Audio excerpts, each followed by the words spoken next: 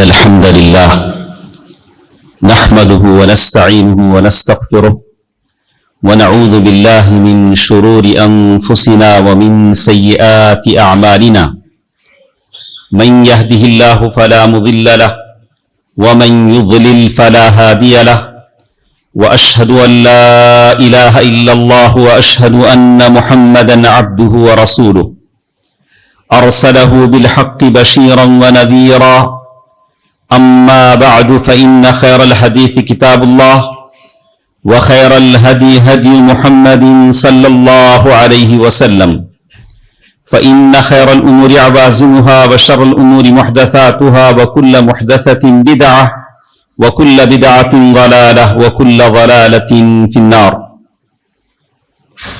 فأعوذ بالله من الشيطان الرجيم بسم الله الرحمن الرحيم إنا أنزلناه في ليلة القدر وما أدراك ما ليلة القدر ليلة القدر خير من ألف شهر تنزل الملائكة والروح فيها بإذن ربهم من كل أمر سلام هي حتى مطلع الفجر. محترم حضرات، ماں اور بہنوں، چھوٹے بچوں، تمام تعریفیں اس اللہ تعالیٰ کے لیے ہیں جو ہم تمام کا خالق ہے، مالک ہے. وہی اللہ ہے جس نے ہم سب کو مٹی سے پیدا کیا. سورۃ الحج میں اللہ تعالیٰ نے انسانی تخلیق کی پوری روداد بیان کر دی. ایک آیت اگر آپ صبر کے ساتھ بیٹھ کر پڑھیں گے سورۃ الحج، ایک آیت یا ایھا الناس ان کنتم فی ریب من البعث فإنا خلقناکم من تراب ثم من نطفہ، ایک آیت آپ صبر کے ساتھ بیٹھ کر پڑھیں گے تو آپ کو حضرت عبداللہ ابن مسعود رضی اللہ تعالی عنہ کی اس حدیث کی روشنی میں سمجھ میں آئے گا کہ آج کے جو الٹرا ساؤنڈ جو مشینیں ہیں سب بیکار ہیں. مدینے کی اس چھوٹی سی بستی میں اللہ کے نبی رہتے تھے. جبریل قرآن لے کر آتے تھے تو بچے کے منی کے قطرے سے لے کر خوبصورت بچے کی شکل میں پیدا ہونے تک کے سارے 7 مراحل اللہ تعالیٰ نے قرآن میں ذکر کر دیے. کہا کہ صرف جہاں سینکڑوں جرثومے دونوں کے نکلتے ہیں تو ایک جرثومہ جو عورت کے بیضے سے میل کھاتا ہے اور وہ آنکھ سے بھی دکھائی نہیں دیتا، اور اس ایک کو اللہ تعالیٰ اتنی خوبصورت شکل دیتے ہیں کہ وہ آپ جیسا حسین و جمیل انسان بن جاتا ہے. اللہ اکبر! یہ کون کر سکتا ہے؟ یہ کون کر سکتا ہے کہ ایک ایسا جرثومہ جو آنکھوں سے بھی نظر نہ آئے، سینکڑوں میں سے کسی ایک کو اللہ تعالیٰ چنے، پھر اس کا نقش و نگار ایسے بنائے کہ آپ جیسا یہ خوبصورت مرد، یہ خوبصورت عورت کی شکل اختیار کر لے. شیخ سعدی رحمہ اللہ نے عربی میں فارسی شعر میں کہا یہ تو اللہ ہی کی شان ہے، اللہ ہی کی شان ہے. اللہ تعالیٰ اسے ایسا روپ دیتے ہیں کہ وہ یہ خوبصورت مرد بن جاتا ہے اور اسے مختلف مراحل سے گزارتے ہیں. دوستو عزیزو، یہ ہمارا خالق ہے، یہ ہمارا مالک ہے. اللہ تعالیٰ نے قرآن میں طرح طرح کی مثالیں دے کر سمجھائیں. آپ کو اگر یقین نہیں ہے کہ مرنے کے بعد مجھے اٹھنا نہیں ہے، کوئی اٹھانے والا نہیں ہے، تو ذرا ان خس و خاشاک کو، پیڑ پودوں کو، سوکھے بالیوں کو، سوکھے درختوں کو، سوکھی گھاس کو دیکھ لو. ہم اس پر بارہ برساتے ہیں، بارش برساتے ہیں تو کیسے وہ لہلہا اٹھتے ہیں. بالکل ویسے ہی آپ اور ہم خبروں سے اٹھیں گے. کوئی بچنے کا چانس نہیں، کوئی بچنے کا چانس نہیں ہے. اور انسان کہے گا ربنا امتنا اثنتین واحییتنا اثنتین، یا اللہ آپ نے ہمیں 2 مرتبہ زندہ کیا، 2 مرتبہ مارا. فہل الی خروج من سبیل، اے اللہ کیا ہم یہاں سے نکل سکتے ہیں کہ دوبارہ دنیا میں جائیں، کچھ نیک اعمال لے کر آ جائیں؟ تو اللہ تعالیٰ کہیں گے کہ نہیں. ایک توحید کی طرف بلائے جاتے تھے تو تمہارے دل سکڑ جاتے تھے، جب شرک کی آواز آتی تھی تو لپکتے تھے.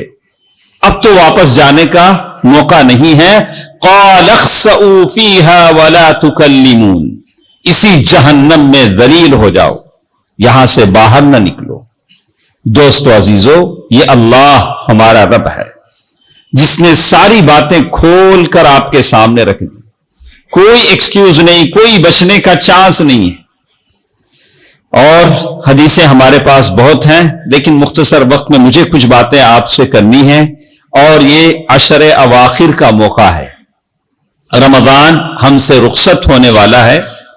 اب کیسے گزرا رمضان پتہ نہیں چلا کا مطلب شاید آپ کو نہ چلے، لیکن آپ کے گھر کی خواتین کو تو ضرور چلا ہوگا، ان کو پتا ہے رمضان کیسے گزرتا ہے۔ برتن دھوتے دھوتے، سحری بناتے بناتے، آپ کی خواہشات وہ پورے کرتے کرتے افطار میں ان کو پتا ہوتا ہے کہ رمضان کیسے گزرتا ہے۔ بہرکیف رمضان گزر جاتا ہے، اور یہ عشر اواخر ہے جس میں ہم نیک اعمال اور زیادہ جستجو سے کرتے ہیں۔ اللہ کے نبی صلی اللہ علیہ وسلم کے بارے میں ام المؤمنین عائشہ رضی اللہ تعالی عنہا نے فرمایا، جب آخری یہ 10 دن 10 راتیں آ جاتے، ما لا یجتہد فی غیری، اللہ کے نبی صلی اللہ علیہ وسلم اتنی کوشش کرتے جتنی پہلے دنوں میں نہیں کرتے۔ ویسے کوشش تو پوری رمضان کرتے، اسی شب قدر کی تلاش کے لیے اللہ کے نبی صلی اللہ علیہ وسلم نے شروع کے 20 دن اعتکاف کیے تھے، 20 دن اعتکاف کیے۔ اور پھر اللہ کے نبی صلی اللہ علیہ وسلم نے صحابہ سے کہا کہ کنت اجاور، میں اللہ کا مجاور بن گیا تھا۔ مجاور اللہ کے بنتے ہیں، درگاہوں کے نہیں بنتے۔ یہ لفظ اللہ کے نبی نے استعمال کیا ہے، کہتے ہیں کہ میں 20 دن رہا، لیکن مجھے بتایا گیا کہ لیلۃ القدر اب نہیں ہے، وہ آخری عشرے میں۔ تحروا لیلۃ القدر فی العشر الاواخر، لیلۃ القدر کو اس کے آخری عشرے میں تلاش کرو۔ بعض روایتوں میں، صحیح بخاری کی روایتوں میں آیا کہ طاق راتوں میں تلاش کرو۔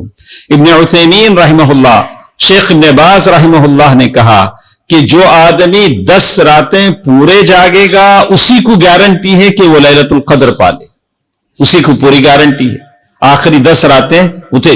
ہاں، اگر کوئی یہ کہے کہ نہیں حدیث میں ایسا ہے ہم تاخرات ہی جاگتے ہیں، تو ان کا اجتہاد ہے۔ بولا کہ یہ علماء نے کہا کہ 10 راتوں کی بات کہی، آپ کی اپنی ہمت ہے، آپ کے اپنے عزائم ہیں کہ آپ اس وقت کی قدر کیسے کرتے ہیں۔ دوستو عزیزو، ماں اور بہنوں، جمعے کے اس خطبے میں ہم سنتے ہیں کہ یہ تو بڑی تیزی کے ساتھ یہ ایام ہم سے رخصت ہو رہے ہیں۔ ماشاءاللہ آپ نے اپنی جھولیاں بھر لی ہیں، آپ نے جو نیک اعمال کرنے تھے آپ نے کر لیے ہیں، لیکن ابھی بھی موقع ہمارے پاس ہے۔ اللہ نے کچھ اور دن بھی دیے ہیں، اللہ نے کچھ اور لمحات بھی دیے ہیں۔ ہم میں سے خوش نصیب وہ ہے جو ان لمحات کی قدر کرتا ہے، اس وقت کی قدر کرتا ہے۔ اللہ کے نبی صلی اللہ علیہ وسلم کو دیکھیے، ام المؤمنین عائشہ رضی اللہ تعالی عنہ فرماتی ہیں، جب عشر اواخر آ جاتے، آخری عشرہ آ جاتا، اللہ کے نبی صلی اللہ علیہ وسلم احیا اللیل کلہ، ساری رات اللہ کے نبی جاگتے۔ پہلے ایسا ہوتا تھا 20 دن کچھ رات جاگتے، کچھ رات سو جاتے، کچھ رات، لیکن جب آخری عشرہ آتا تو پوری رات جاگتے۔ یہ احیا اللیل کلہ کا کیا مطلب ہوتا ہے؟ علماء نے کہا کہ جیسے ام المؤمنین عائشہ رضی اللہ تعالی عنہا نے کہا کہ اللہ کے نبی پورا شعبان روزہ رکھتے تھے، تو کہتے ہیں رمضان کے علاوہ کسی مہینہ پورا مہینہ اللہ کے نبی نے روزہ نہیں رکھا۔ احیا اللیل کلہ، ساری رات جاگتے تھے کا مطلب اکثر و بیشتر حصہ جاگتے تھے۔ کوئی اپنی صحت کو لے کر سونا چاہے کچھ دیر سو سکتا ہے، اب کوئی ضروری نہیں کہ پلک اٹھا کے اوپر ایسا لگا لو اور ساری رات جاگتے رہو۔ اگر جاگتا ہے تو اچھی بات، نہیں اس کے صحت کے حساب سے کچھ دیر سونا چاہتا ہے تو کوئی بات نہیں، وہ کچھ دیر سو سکتا ہے۔ جیسے علماء نے کہا احیا اللیل کلہ، رات کا اغلب حصہ، زیادہ تر حصہ اللہ کے نبی صلی اللہ علیہ وسلم جاگتے تھے۔ سستانے کے لیے کچھ دیر، آدھ گھنٹہ پو گھنٹہ لیٹ لے تو کوئی بات نہیں۔ احیا اللیل کلہ وشد مئزرہ، اللہ کے نبی اپنی کمر کس لیتے تھے۔ کمر کس لینے سے مراد علماء نے 2 تعویلیں اس کی بیان کی ہیں۔ کہا کہ وہ اپنی عورتوں سے دور رہتے تھے، کہا کہ اب یہ تو ثواب کمانے کا وقت ہے، اور وَأَيْقَظَ أَهْلَهُ، اور اپنے گھر والیوں کو جگاتے تھے. ایسا نہ ہو کہ ہم صرف اکیلے ہی چلیں. اللہ کے نبی جس کو بھی کھڑے ہو کے نماز پڑھنے کی طاقت ہوتی، اللہ کے نبی صلی اللہ علیہ وسلم اسے جگاتے تھے. تو اس آخری عشرے میں یہ 3 کام تو اللہ کے نبی کرتے تھے، اور زیادہ سے زیادہ اعتکاف کے ساتھ صدقہ و خیرات بھی کرتے تھے. اعتکاف، اللہ کے نبی صلی اللہ علیہ وسلم اعتکاف کرتے تھے. کہا کہ صرف 1 سال اللہ کے نبی صلی اللہ علیہ وسلم نے اعتکاف نہیں کیا ہے. جو لوگ اعتکاف میں ہیں تو وہ تو اللہ کے گھر کے مہمان ہیں، اللہ سے دل لگانے کے لیے آئے ہیں، لیکن اس احساس کے ساتھ آئیں کہ جس احساس کے ساتھ ہم نے اس مسجد میں اعتکاف کی نیت سے قدم رکھا ہے، جب یہاں سے واپس جائیں تو کچھ بدلے جائیں، طبیعتوں میں مزاج میں تغیر آ جائے اور تبدیلی آ جائے. ایسا کون سا اعتکاف ہے کہ جیسے آئے تھے ہم ویسے ہی جا رہے ہیں؟ اس اعتکاف کا کون سا فائدہ ہے؟ اعتکاف کا تو فائدہ یہ ہوتا ہے کہ آپ اللہ کے ساتھ بیٹھے ہوئے ہیں، مناجات کر رہے ہیں، گریہ وزاری کر رہے ہیں، اللہ سے اپنے خطاؤں کی معافی مانگ رہے ہیں. فاعترفنا بذنوبنا، اس سے پہلے کہ جہنمی کہیں یا اللہ ہم اپنے گناہوں کا اعتراف کرتے ہیں. گناہوں کا، غلطیوں کا، خطاؤں کا اعتراف تو دنیا میں ہونا چاہیے، موت سے پہلے ہونا چاہیے. آدمی موت سے پہلے اپنے گناہوں کا اعتراف کرے. دوستو عزیزو، ماں اور بہنوں، یہ رمضان کا مبارک مہینہ ہے جس کے بارے میں اللہ تعالیٰ نے فرمایا شہر رمضان الذی انزل فیہ القرآن. یہ مبارک مہینہ ہے جس میں قرآن نازل کیا گیا. اور اللہ کا فضل و کرم ہے کہ ہم تراویح بھی پڑھتے ہیں، قیام اللیل بھی پڑھتے ہیں، آخری عشرے میں پڑھ سکتے ہیں. علماء نے فتویٰ دیا ہے صلاۃ اللیل مثنا مثنا، 2 رکعات کر کے رات میں جتنا چاہے پڑھو، کوئی پابندی نہیں ہے. خاص کر آخری طاق راتوں میں جتنا چاہے پڑھو، جیسے اللہ کے نبی صلی اللہ علیہ وسلم کے بارے میں آتا ہے ما لا یجتہد فی غیری، اللہ کے نبی بہت کوشش کرتے تھے، بہت پڑھتے تھے. آدمی پڑھ سکتا ہے. تو یہ قرآن جو اللہ تعالی کا کلام ہے، جس کے بارے میں کہا کہ یہ قرآن اس لیے ہے انا انزلناہ فی لیلۃ القدر، اس قرآن کو ہم نے لیلۃ القدر میں نازل کیا. سورہ دخان میں اللہ نے بتلایا فیہا یفرق کل امر حکیم، اور یہ لیلۃ القدر کی رات وہ ہے جہاں لوگوں کے فیصلے کیے جاتے ہیں. کون آئندہ سال تک زندہ رہے گا، کون آئندہ سال تک کسی قبرستان میں رہے گا، کون شقی ہوگا، کون سعید ہوگا، کون باعزت ہوگا، کون ذلت سے ہمکنار ہوگا، کون غربت اور افلاس کا شکار ہوگا، کس کو اللہ تعالیٰ اپنے رحمت کے خزانے سے تونگر بنا دے گا، کون اپنی صحت کو لے کر روئے گا، کون شفایابی سے ہمکنار ہوگا. یہ سارے فیصلے اسی رات میں ہوتے ہیں. فیہا یفرق کل امر حکیم.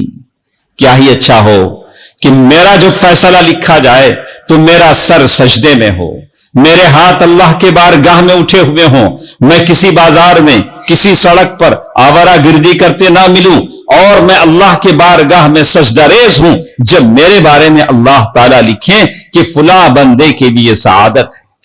فیہا یفرق کل امر حکیم امرا من عندنا. دوستو عزیزو، سورۃ القدر کتنی مرتبہ آپ پڑھیں، انا انزلناہ فی لیلۃ القدر. لیلۃ القدر وما ادراک ما لیلۃ القدر. اللہ نے بھی پوچھا کہ جانتے ہو کہ لیلۃ القدر کیا ہے؟ آپ کو پتا بھی ہے کہ لیلۃ القدر کیا ہے؟ پھر اللہ تعالیٰ نے اس کی توضیح اور تفسیر بھی بتا دی. لیلۃ القدر خیر من الف شہر. کہا کہ یہ 1000 مہینوں کی عبادت سے بڑھ کر ہے. اللہ نے جب دیکھا کہ ہماری عمریں بہت کم ہیں، اللہ کے نبی صلی اللہ علیہ وسلم نے حدیث میں فرمایا اعمار امتی ما بین 60 الی 70. میری امت کی جو عمر ہے وہ 60 سے 70 سال کے درمیان. وقلیل من یجاوز. بہت کم لوگ ہیں جو 70 کراس کرتے ہیں. جب ہماری عمر ہی اتنی ہے تو اللہ تعالیٰ نے ہمیں ایک ایسی رات دے دی، ماشاء اللہ ایسی رات دے دی. 80 پر کہا کہ 80 پر 3 سال 4 مہینے کہا کہ اس میں آپ اللہ تعالیٰ کی عبادت کریں، اتنا بڑا ثواب آپ کو مل گیا، مجھے مل گیا. لیکن اس کی قدر آدمی کو کرنا چاہیے. کہا اچھا آدمی کیا کیا کرتا ہے اس رات میں؟ آدمی کیا کرتا ہے؟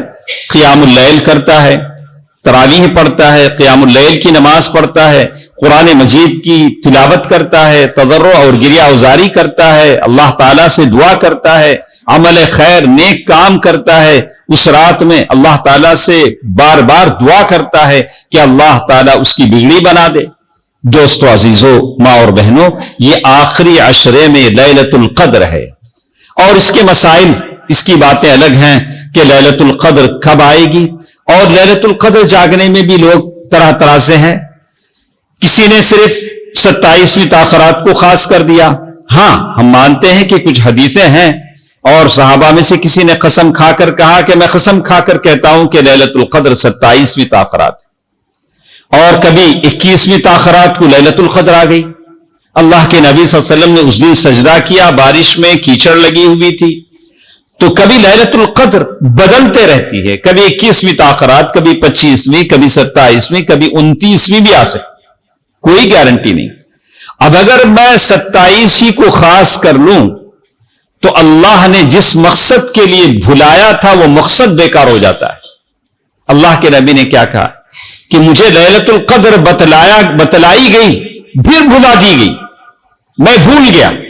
اس لیے بھولا کہ میری امت اللہ کے سامنے گڑ گڑائے، لیلۃ القدر کی تلاش میں، جستجو میں جاگے، لیلۃ القدر کی تلاش میں اللہ تعالی کی عبادت کرے. اگر کسی ایک رات کو میں خاص کر لیتا ہوں تو پھر وہ مقصد فوت ہو جاتا ہے، مقصد فوت ہو جاتا ہے. اور اس رات میں ہوتا کیا ہے؟ تنزل الملائکہ، اللہ کے فرشتے جبریل امین آتے ہیں، جبریل امین آتے ہیں، سلامتی لے کر آتے ہیں. یہ رات سلامتی والی ہے جس میں بندوں کو اللہ کے عذاب سے بچایا جاتا ہے. اور یہ کب تک رہتا ہے؟ تو یہ بھی اللہ نے بتا دیا، مطلع الفجر، جب تک سحری کا وقت ختم ہو جاتا ہے تب تک یہ رات کا وقت باقی رہتا ہے. دوستو عزیزو، ماں اور بہنوں، میں تو نہیں کہوں گا کہ جتنے ہم بیٹھے ہیں ہم سب لوگ اپنے آپ میں سوچیں کہ ان تاخراتوں کی قدر ہم نے کیسے کی. اگر ہم نے اس سے فائدہ اٹھایا ہے فللہ، اگر اللہ تعالیٰ کی طرف سے احسان نعمت ہے. اگر ہم سے زیادتی ہوئی ہے تو ابھی آپ کے پاس وقت ہے، ابھی آپ کے پاس کچھ ایام ہیں، کچھ راتیں ہیں، مبارک راتیں آپ کے پاس ہیں. اس سے آپ فائدہ اٹھا لیں. اللہ کے نبی صلی اللہ علیہ وسلم نے یہ بھی بتلایا کہ بعض مومنین کو بتلایا جائے گا خواب میں کہ لیلۃ القدر کب ہے، لیکن دیکھنے والا صحیح آدمی ہونا چاہیے. اب اگر کوئی پیر صاحب کہہ دیں کہ وہ پہلی تاخرات گئی نا وہ لیلۃ القدر تھی، تو اب باقی رات ہم تھوڑے نہ جاگیں گے. بولا پیر صاحب بول دیے ہیں وہ پہلی رات لیلۃ القدر تھی. اللہ کے نبی صلی اللہ علیہ وسلم نے ضرور کہا. صحابہ کرام میں سے بعض نے دیکھا، وہ صحابہ کرام تھے. آج اس طرح کا کوئی ایمان والا ہے تو پھر بات الگ ہے. تو کہتے ہیں لیکن آدمی تو یہ کوشش کرنی چاہیے کہ وہ جستجو کرے، جدوجہد کرے. اور پھر جہاں تک اعتکاف کی بات آتی ہے تو چونکہ ہمارے پاس انتظامات کی بھی کمی ہوتی ہے، ہر ایک کی امنگ اور تڑپ کو ہم پورا نہیں کر سکتے ہیں. معتکفین کی خواہش ہے کہ ہم اعتکاف کریں، اور ساروں کا اعتکاف مرد اور عورتوں کا مسجدوں ہی میں ہوتا ہے، عورت کا اعتکاف گھر میں نہیں ہوتا.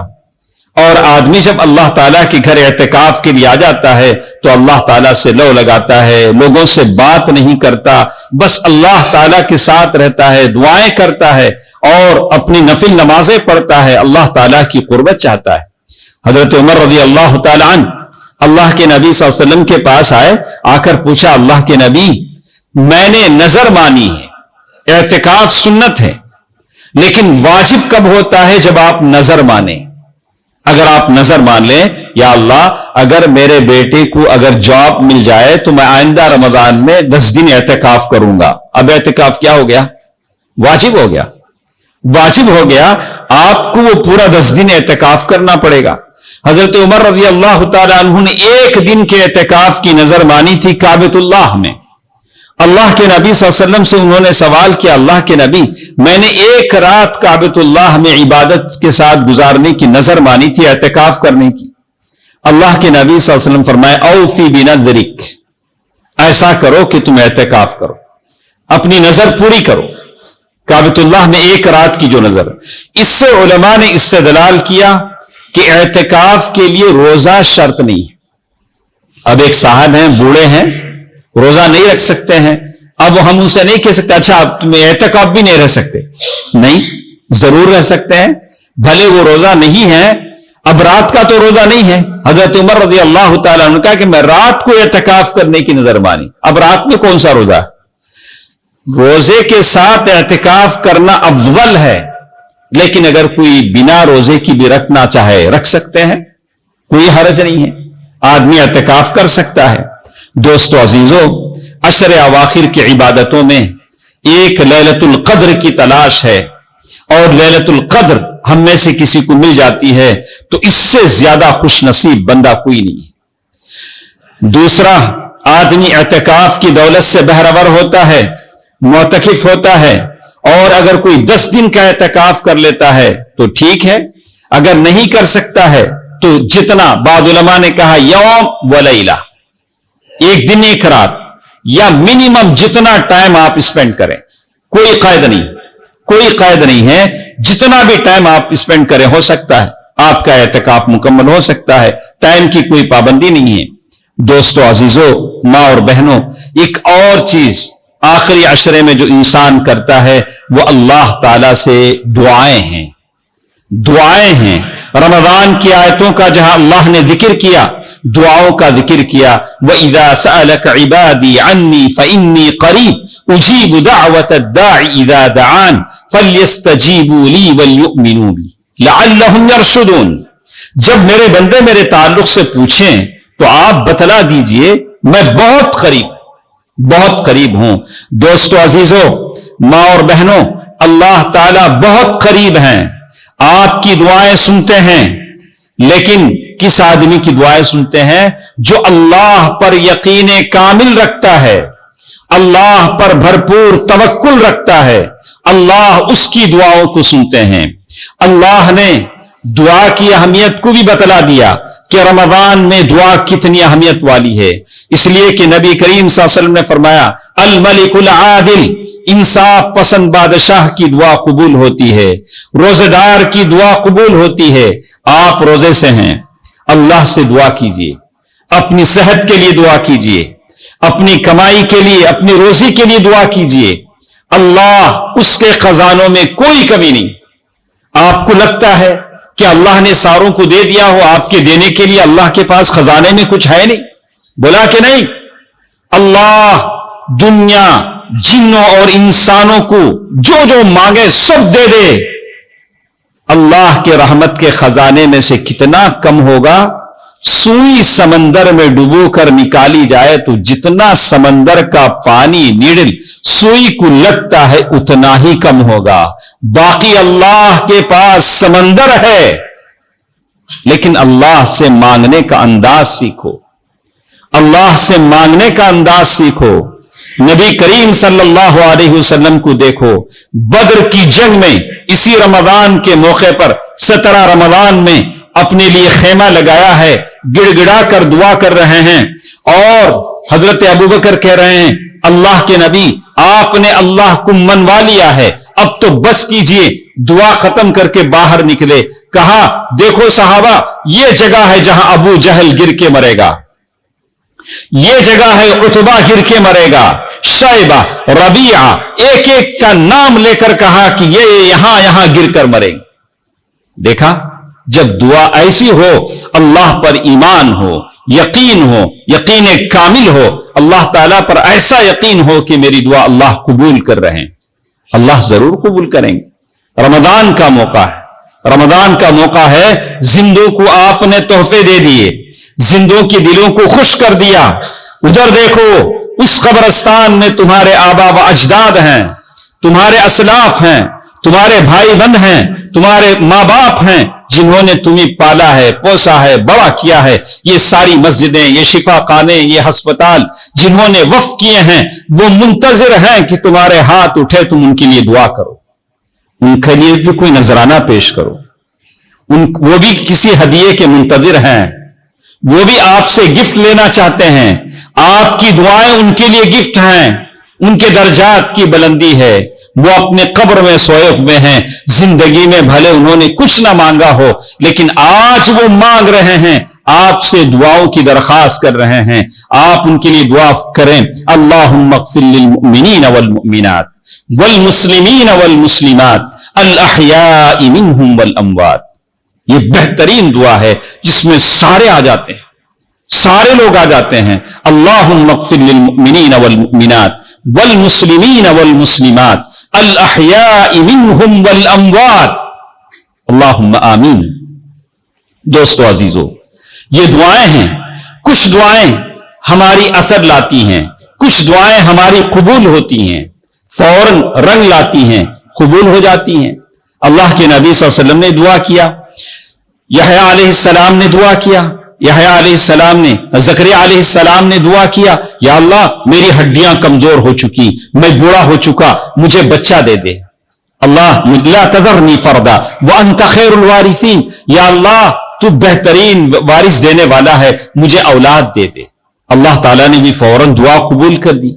कहा कि ठीक है, हमने आपको वासलहना लहू ज़ौजा इन्नहुम कानू युसारिऊना फिल खैरात व यदऊनना रगबन व रहबा व कानू लना खाशिईन। चलिए हम आपको यहया दे देते हैं, नबी भी बना देते हैं, उसका नाम भी हम रख देते हैं। दुआ फौरन कबूल हो गई। कुछ दुआएं हैं जो कबूल होते होते थोड़ा टाइम लगता है। कितना टाइम लगेगा कोई गारंटी नहीं, 1000 बरस भी गुजर सकते हैं, 100 बरस भी गुजर सकते हैं। इब्राहिम अलैहिस्सलाम ने दुआ की, रब्बना वबअथ फीहिम रसूलन मिनहुम, या अल्लाह इसमें ऐसा रसूल भेज जो उनको पाक करे, उनको तालीम दे। एक जमाने के बाद अल्लाह ने इब्राहिम अलैहिस्सलाम की दुआ पर अल्लाह के नबी को भेजा। लोगों ने पूछा, अल्लाह के नबी आप क्या हैं? कहा कि अना दावत इब्राहिम, मैं इब्राहिम अलैहिस्सलाम की दुआ हूं। दुआ कब हुई? इब्राहिम अलैहिस्सलाम के जमाने में। वो दुआ की कबूलियत का वक्त कब आया? आखिरी नबी ताजदार मदीना की शक्ल में सल्लल्लाहु अलैहि वालिहि वसल्लम। दोस्तों अजीजों, मैं आप सभी से कहूंगा कि यह आखिरी अशरा बड़ा नायाब, बड़ा कीमती जो हमारे हाथ से निकला जा रहा है। एक एक लम्हा बड़ा कीमती है, लेकिन अच्छी तरह याद रखिए। दुआ करने के लिए इब्ने क़य्यिम की बात बताकर मैं अपनी बात खत्म करता हूं। उन्होंने कहा कि ऐसी मिसाल समझ लीजिए कि एक तलवार आदमी हाथ में पकड़ता है, तो हाथ जिसमें तलवार पकड़ी गई है, हाथ में ताकत होनी चाहिए और तलवार तेज होनी चाहिए, और जिस दुश्मन को तलवार से मार रहा है उसके और तलवार के बीच में कोई आड़ नहीं होना चाहिए, तभी जाकर तलवार की मार लगती है। बिल्कुल ऐसी इब्ने क़य्यिम रहमहुल्लाह ने फरमाया कि आपके हाथ में ताकत होने का मतलब है कि आपके दिल में ईमान होना चाहिए। फल्यस्तजीबू ली वलयुमिनू बी, अल्लाह पर आपका पुख्ता ईमान है कि मैं उस अल्लाह से मांग रहा हूं जो कह रहा है व इज़ा सअलक इबादी, मेरे बंदे। और आयतों में भी अल्लाह ताला ने कहा कि जो बंदे मुझसे दुआ मांगने से कतराते हैं, तकब्बुर करते हैं, मुझे उनकी कोई परवाह नहीं। आदमी अल्लाह से दुआ करे तो कहे मैं उस अल्लाह से मांग रहा हूं जब जमीन और आसमान के खजानों का मालिक है। अल्लाह मुझे नाकाम और नामुराद नहीं करेगा, अल्लाह मेरी झोली भर देगा, अल्लाह मुझे सेहत और शिफा अता कर देगा, अल्लाह मुझे तंगदस्ती और फख्र फाका से निकाल देगा। इस यकीन के साथ आप दुआ करें। फल्यस्तजीबू ली वलयुमिनू बी लअल्लहुम यरशुदून। और तलवार जो तेज हो उसका मतलब यह है कि आप सही दुआएं करें, दुआएं मसनूना करें। ऐसे वैसे दुआएं जो लोगों ने बना ली हैं, फैब्रिकेटेड हैं और किताबें लिख दी, वैसे दुआएं नहीं चाहिए। और कोई और न हो का मतलब यह है कि आपका ईमान अल्लाह पर मजबूत है, दुआ भी सही कर रहे हैं, لیکن جس زبان سے دعا نکل رہی ہے اس زبان پر حرام کے چٹخارے بھی ہیں، حرام سے بھی ہم نے، حرام کے نوالے بھی ہم نے کھائے ہوئے ہیں، اور اللہ کے سامنے کہہ رہے ہیں یا اللہ مجھے یہ دے دے وہ دے دے۔ کتنے لوگ ہیں ہم لوگ بلا کے کسی نے گنجی میں اٹھا کر زکات کا پیسہ دے دیا۔ زکات کا پیسہ کہاں دینا ہے آدمی کو احساس ہو، وہ ایک لمبی بات ہے، پھر کبھی ہم صرف یہاں تک یہ کرتے ہیں۔ تو کہا آپ اس بات کا احساس کریں کہ آپ کیا کھا رہے ہیں، کیا پی رہے ہیں، تاکہ ہماری دعائیں رد نہ ہو۔ مسئلہ دعاؤں کا ہے، میرے کھانے پینے کا نہیں ہے، پہننے کا نہیں ہے، کہ جو ہاتھ میرے اٹھے ہوئے ہیں، جو آستین میرے ہیں، کہیں اس میں حرام کی آمیزش تو نہیں ہے، اس میں حرام پیسہ تو نہیں لگا ہے، میں نے جو حلق سے جو دعا نکل رہی ہے۔ اگر یہ تین چیزیں ہیں تو پھر اللہ کی ساری نعمتیں آپ کی جیب میں ہیں، اللہ تعالیٰ کی عنایتیں آپ کی جیب میں ہیں۔ دوستو عزیزو، ماں اور بہنوں، یہ آخری عشرہ ہے، اس کی رحمتیں آپ کے ساتھ ہیں، اور اللہ کے نبی صلی اللہ علیہ وسلم کا ایک اور عمل جو آخری عشرے میں اللہ کے راہ میں خرچ کرنا ہے، اللہ کے راہ میں خرچ کرنا ہے۔ اس سے پہلے میں آپ کو بتا دوں، ہم نے اپنے گھر صاف کر لیے، دکان صاف کر لیے، نہیں، عید آ رہی ہے، لیکن ایک چیز کی صفائی اور بھی باقی ہے، وہ ہمارے دلوں کی صفائی۔ یہ ہم صاف کر لیں، یہ صاف کر لیں اپنے رشتہ داروں سے، دوست و احباب سے، اٹھنے بیٹھنے والوں سے۔ مجھے نہیں لگتا کہ اس دل کو لے کر اللہ تعالیٰ مجھ سے راضی ہو جائے۔ یہ دل صاف کرنے کی چیز ہے۔ شوال کا چاند دیکھنے سے پہلے میں اپنے دل کو صاف کر لوں، اور اللہ کے راہ میں پیسہ خرچ کیجیے، صدقہ و خیرات کیجیے۔ آپ نے زکات دے دی، نفلی صدقہ کیجیے۔ یہ عشر اواخر ہے نفلی صدقہ کرنے کے لیے۔ اس سے ہوتا کیا ہے؟ تدفع میتۃ السوء، بری موت سے آپ اور ہم بچ جاتے ہیں۔ ہم اللہ کے راستے میں خرچ کریں، بری موت نہیں آئے گی، بری موت سے بچ جائیں گے، جہنم کی آگ سے بچ جائیں گے۔ اللہ تعالیٰ کے فرشتے ہم سے کہیں گے یا اللہ یہ آدمی ہے جو اللہ کے راستے میں خرچ کرتا ہے، یا اللہ اس کی کمائی میں برکت دے۔ یا ابن آدم انفق انفق علیک، اے آدم کے بیٹے خرچ کر، اللہ تجھ پر خرچ کرے گا۔ اب یہ ضروری کہ خرچ کرنے کے لیے آپ بڑے مالدار ہی کیوں نہ، جتنی دولت اللہ نے آپ کو دی، جتنی استطاعت دی، اتنا پیسہ خرچ کریں، اتنا خرچ کریں۔ اور غریب کوئی آتا ہے تو منہ نہ پھیریں، اللہ کے نبی کی سنت نہیں ہے۔ اللہ کے نبی صلی اللہ علیہ وسلم کے پاس کسی قبیلے والے آئے، بدن پر کپڑے نہیں تھے، چمڑے بندھے ہوئے تھے، بالکل کمزور اور نڈیل قسم کے تھے۔ اللہ کے نبی ان کو دیکھ کر آنکھوں سے آنسو آ گئے، اللہ کے نبی کی چہرے کی رنگت بدل گئی۔ اللہ کے نبی نے صحابہ سے کہا کہ میرے صحابہ اس پر پیسہ خرچ کرو، اور صحابہ ایک مٹھی کھجور اور کوئی کچھ لا کے ڈالنے لگے، یہاں تک کہ 2 ڈھیر بن گیا۔ دوستو عزیزو، ماں اور بہنوں، باتیں بہت ہیں لیکن عمل ہمارے سامنے ہیں۔ میں آپ سے کہتا ہوں کہ یہ اعمال ہیں جو ابھی ہمارے پاس باقی ہیں۔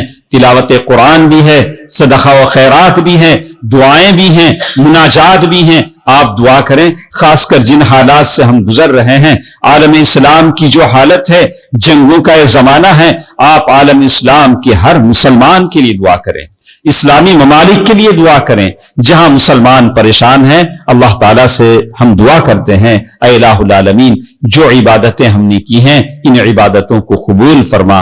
یا اللہ ہمارے صدقہ و خیرات کو قبول فرما۔ یا اللہ ہم سے جو خطائیں لغزشیں ہوئی ہیں اسے معاف فرما۔